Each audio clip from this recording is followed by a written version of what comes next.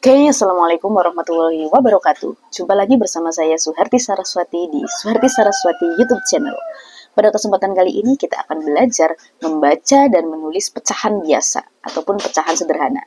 Nah, pecahan itu biasanya digambarkan dengan gambar seperti ini ya. Ini biasanya ada di materi kelas 3 sekolah dasar maupun di kelas 4 sekolah dasar. Oke, sebelum kita belajar membaca dan menulis pecahan, kita perlu mengetahui arti dari pecahan dulu. Apa itu pecahan? This could be us. So back to what I was saying. Could be us.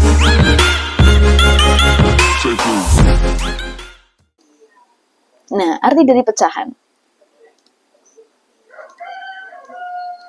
Pecahan adalah bilangan yang menggambarkan bagian ya. Jadi menggambarkan bagian, hanya bagian dari suatu keseluruhan.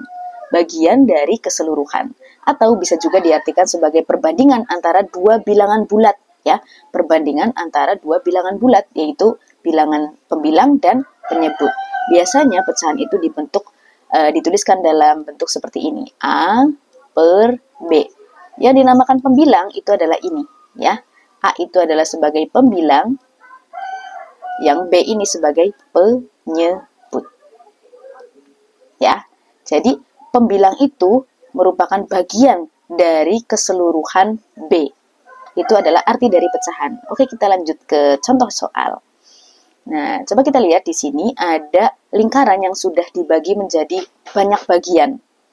Nah, jika kita disuruh untuk membaca pecahan ini, membaca berapakah bagian yang diarsir atau bagian yang diarsir itu menunjukkan pecahan berapa. Nah, kita lihat di sini bagian yang diarsir itu ada berapa bagian? 1, 2, kita tulis 1, 2, 3, 4, 5.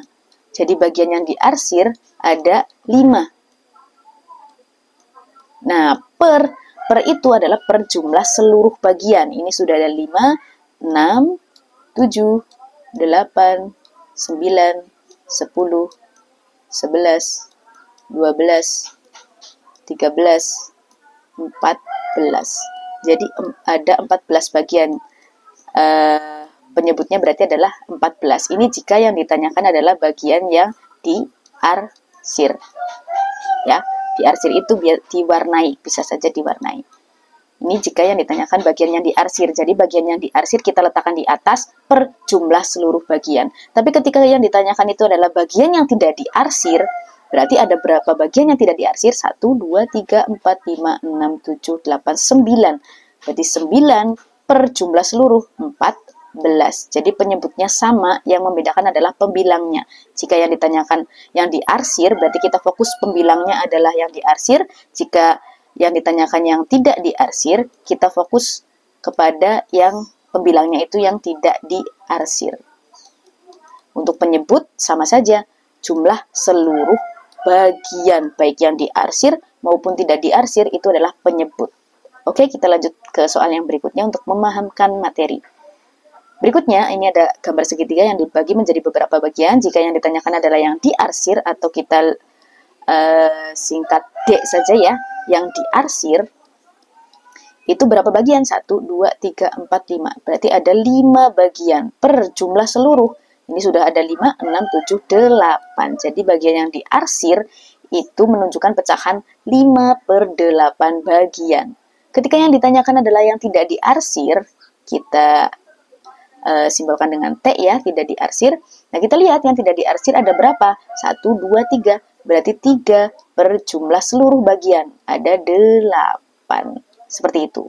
Sudah mulai paham? Oke, kita lanjut ke soal berikutnya. Nah, yang ditanyakan ketika yang diarsir. Kita lihat yang diarsir ada berapa? 1, 2, 3, 4, 5. Berarti 5 per jumlah seluruh bagiannya ada berapa? 5, 6, 7, 8. Yang tidak diarsir ada berapa bagian? Oh, 3. 3 per jumlah seluruh, sama saja 8. Oke, lanjut. Di sini ada yang diarsir, menunjukkan pecahan berapa? 1, 2, 3, 4. 4 per jumlah seluruhnya, 4, 5. Ini yang diarsir. Kemudian yang tidak diarsir menunjukkan pecahan 1 per 5. Oke, kita lanjut ke soal yang terakhir. Nah, ini ada berapa yang diarsir? Yang diarsir sama dengan 1, 2, 3, 4.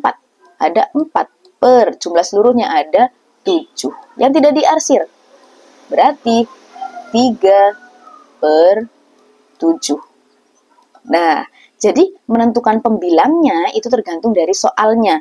Ketika soalnya menyuruh kita untuk mencari bagian yang diarsir, maka kita fokus pembilangnya itu bagian yang diarsir. Tapi ketika yang tidak diarsir, maka kita fokus kepada yang tidak diarsir. Untuk penyebut adalah jumlah keseluruhan bagian. Nah, ketika di soal kok tidak ditanyakan yang diarsir ataupun yang tidak diarsir, berarti itu adalah dijawabnya menggunakan yang diarsir.